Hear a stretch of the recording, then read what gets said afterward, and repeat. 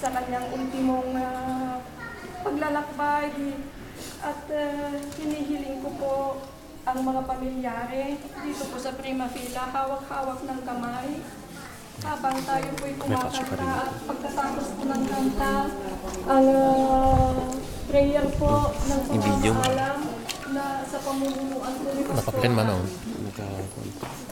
Naka-plan.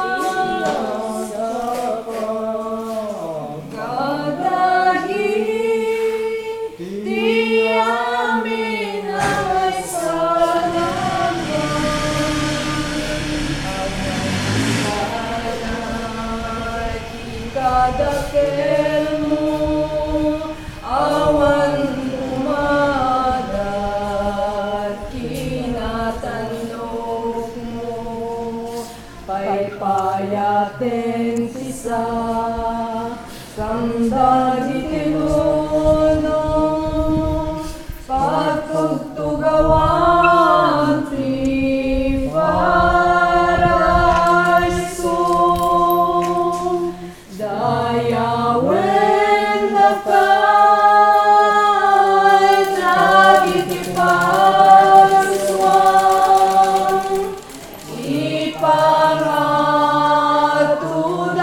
kangawan sarday dagiti astroy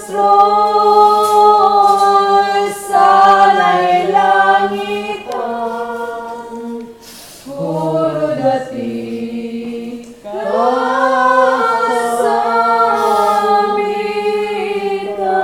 kasamitan iti duserti Reyon trono mitimet laeng tanan niyang nga imperyum itimet Damasco anayarkos dagiti na duma nga espiritu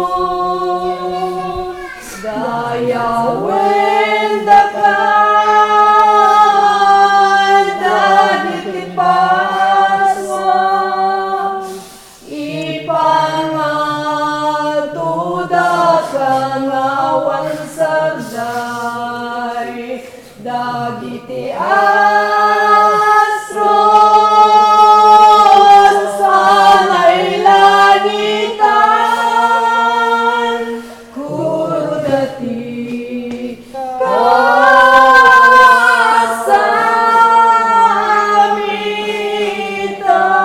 kasamitan kuro dati kasamitan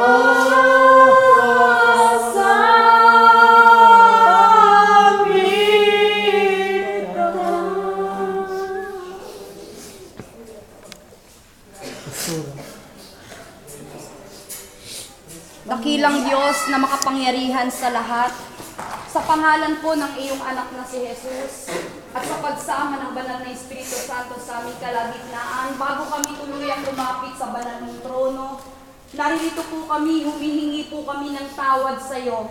Ano man po yung nakikita mong kasalanan sa aming mga puso, mga bagay na ginawa namin na hindi nagbigay ng kaluguran sa iyo, mga salita na nagpasakit sa puso mo, Panginoon, sa oras na ito, humihingi po kami ng tawad sa iyo.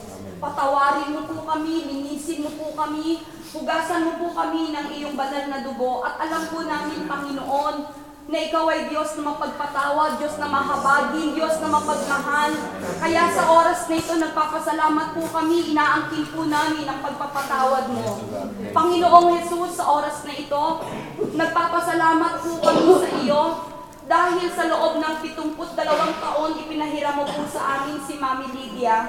Salamat po sa mga masasayang alaala. Salamat po, Panginoon, sa mga nakaraang mga pagsubok, dahil alam po namin na sa mga panahong iyon, hindi mo po iniwanan ang pamilya Acevedo, hindi mo po pinabayaan. Salamat po ng marami. Salamat po ng marami sa buhay ni Mami Lydia, na siya'y naging isang ina, naging isang asawa, naging kaibigan, naging tagapayo, naging taga-aliw. Salamat po ng marami.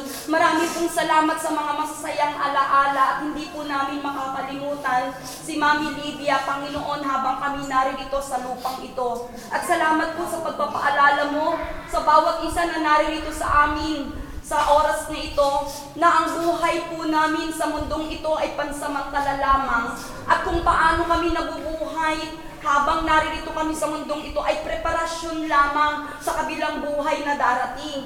Tama nga po yung sinabi ng pari kanina sa simbahan na ang buhay po ay maiksi. Kaya naman, Lord, kaming mga naiwan dito, tulungan mo kami na habang buhay kami, habang kasama namin ang mga mahal namin sa buhay, una po sa lahat, matuto kami na ialay po namin ang aming mga buhay sa iyo, upang sa ganoon, kapag kinuha mo na ang pahiram na buhay na ito, sigurado po kami na sa langit kami pupunta, sa pagkatunay po na dalawa po ang eternal life, na ang eternity na pwede po namin i-spend ang aming buhay kapag kinuha mo na ang pahiram na buhay nito'y una sa langit at pangalawa sa impyerno. Lord, ang dalangin po namin sa oras na ito, bawat isa sa amin kapag kinuha mo na ang pahiram na buhay na ito, sa langit po kami lahat pupunta. At ito po'y nangyayari lamang kapag kami tutuhanang nagkaroon ng malapitang relasyon sa iyo, kapag tinanggap ka namin, Panginoong Jesus, bilang aming Panginoon at sariling tagapagligtas, dahil sinabi mo sa iyong salita sa John 14:6, ikaw ang daan, ang buhay at ang katotohanan, at walang ibang makaparoon sa Ama maliban sa iyo, Panginoon. Kaya naman, Lord, sa oras na ito, naririto po ang buhay ng bawat isa sa amin, nag-aalay ng aming buhay at tinatanggap ka bilang Panginoon ang tagapagligtas. And Lord, ang dalangin ko sa iyo sa pamilya, naririto sa pamilya Acevedo, ano man yung mga pangit na nakaraan, ano man yung mga malulungkot na nakaraan, kasama po itong may nilibing ni Mami Lydia, Panginoon. Kasama po itong madadala ni Mami Lydia, at ngayon po ay isang panibagong bukas, panibagong pasimula sa buhay ng pamilya Acevedo. Panginoon, we pray for your love. We pray for your forgiveness. We pray for your unity, Lord. We pray for your peace, and we pray, Holy Spirit, for your comfort upon their lives, God. Panginoon, marami pong salamat, at kami na naririto habang buhay pa. Sa aming mga mahal sa buhay, maipadama po namin ang aming pag-ibig, ang aming pag-unawa, ang aming pagbibigay, ang aming pagpapatawad, habang nararamdaman pa nila kami, habang nahahawakan pa namin sila. Panginoon, tulungan mo kaming magpakita ng aming pagmamahal habang nararamdaman pa ng bawat isa, O Diyos. Lord, maraming pong salamat, at tunay nga po sa pamilyang narito, sa mga naiwanan, Holy Spirit, your comfort be upon them. Salamat po ng marami, at sa lahat ng mga naririto, Panginoon, tulungan mo kami na mabuhay po kami ng naaayon sa iyong banal na kalooban. Tulungan mo kami, bigyan mo kami ng banal na pagkatakot sa iyo, upang sa ganon bawat bagay na gagawin namin, alam po namin na mayroong Diyos na nakatingin sa amin. Salamat po ng marami at sa hapong ito. Salamat po, O Diyos, dahil alam po namin Ikaw yung patuloy na kasama namin at si Nanay Lydia, maiiwanan po namin. Pero alam po namin na siya po'y nasa piling mo na, Panginoon. Iniwanan niya na yung kanyang katawang lupa, pero yung kanyang kaluluwa, yun po ay nariyan sa piling mo, O Diyos. Salamat po ng marami, Panginoon. At sa oras nito, maaari po ba na humiling ako na sumunod ang bawat isa sa panalangin aking babanggitin? Panginoong Jesus, marami pong salamat sa pag-ibig mo sa aming buhay. Salamat po sa pagbubugas mo sa lahat ng aming kasalanan. Simula pagkabata hanggang bago sumapit ang oras na ito. Salamat po, O Diyos, Panginoong Jesus, sa oras na ito. Binubuksan ko ang aking puso. Pinapapasok kita, tinatanggap kita bilang aking Panginoon at sariling tagapagligtas. Ikaw na po ang maghari. Ikaw na po ang manguna sa aking buhay, sa aking pamilya, sa aking mga mahal sa buhay. Marami pong salamat. Isulat mo po ang aking pangalan sa aklat ng buhay diyan sa langit. Marami pong salamat sa buhay na walang hanggan na aking nakamtan sa oras na ito. Ako na lamang po ang mananalangin. Panginoong Diyos, Ama naming nasa langit, sa pangalan ng iyong anak na si Jesus at sa pagsama ng banal na Espiritu Santo, salamat po ng marami sa bawat babae at lalaki na narito. Panginoon, kami yung nananalangin, ipinapanalangin namin. Kaming mga naiwan ni Mami Lydia sapagkat kami, Panginoon, ay patuloy na makikibaka sa buhay na ito. Patuloy, O Lord, na makakaranas ng iba't ibang klase ng pagsubok. Pero salamat dahil Ikaw ang aming Diyos na tinanggap sa oras na ito.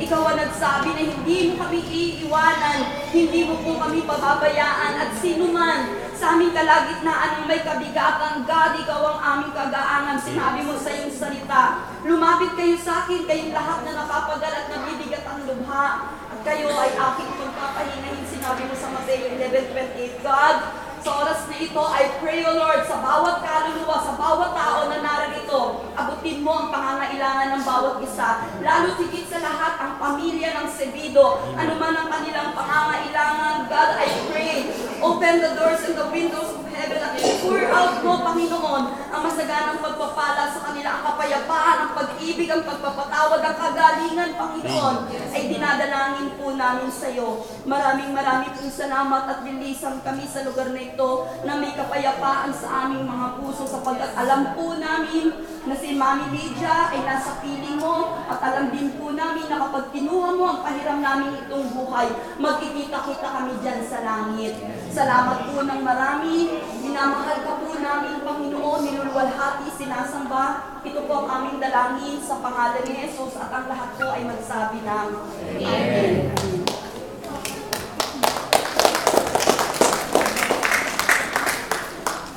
Apa?